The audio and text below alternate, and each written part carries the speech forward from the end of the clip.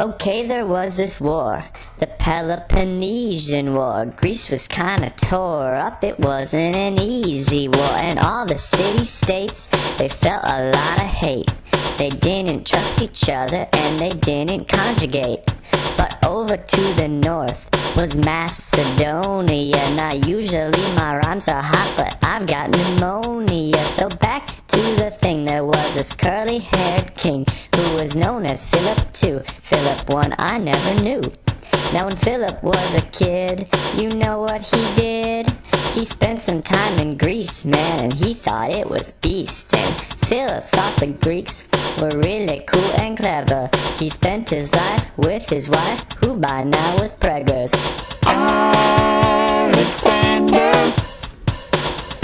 Alexander the Great.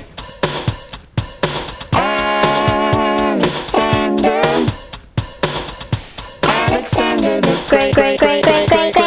When Alexander was a boy, Philip didn't give him toys. He had a dagger in his bed and Homers Illiad. Now Philip conquered Greece and kind of united it. Now the city-states were his, now the city-states weren't fighting. But Philip didn't last, I wish that it was sweeter. But he got stabbed by a knife by a guy in a theater. So suddenly at 20, Alexander's in charge, with his dagger and his ego big as a bard.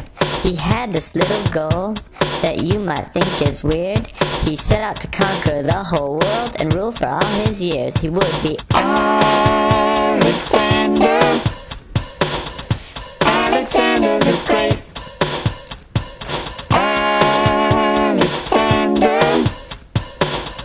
Alexander the Great.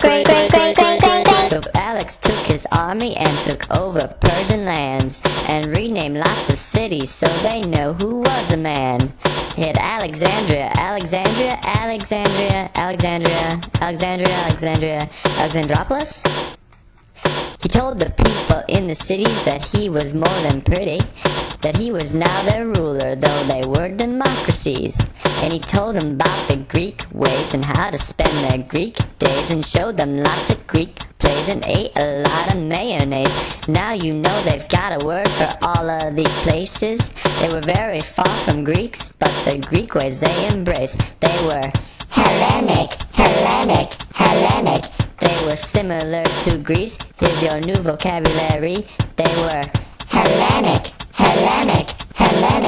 They were Hellenic, kinda sorta authentic. Now wouldn't you know it? But Alex really showed it. He built a massive empire and didn't even blow it. But he wanted to keep going, didn't want to stop the flowing. So he wanted India next, so his empire could keep growing. But no, his soldiers said, we'd be better off dead. They turned around, headed back to town, and Alexander hung his head. So he went to live in Babylon and figure out a plan.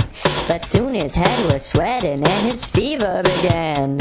And as he lay in bed dying, his assistants asked, Alexander, when you die, who should continue your task? Now everybody knows that when you're gonna die, you better say something that will make everyone cry. So Alexander raised his hand and gave his last remark. Give my empire to the strongest one, the machoest machoarch. And all the little generals tried to fight for his throne, like Diodorus and Curtius and Mr. Cerrone. But nobody could manage. I mean, he's Alexander the Great, not Alexander the Average. He was Alexander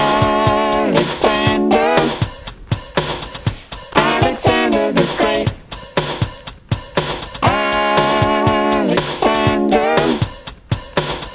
Alexander the Great.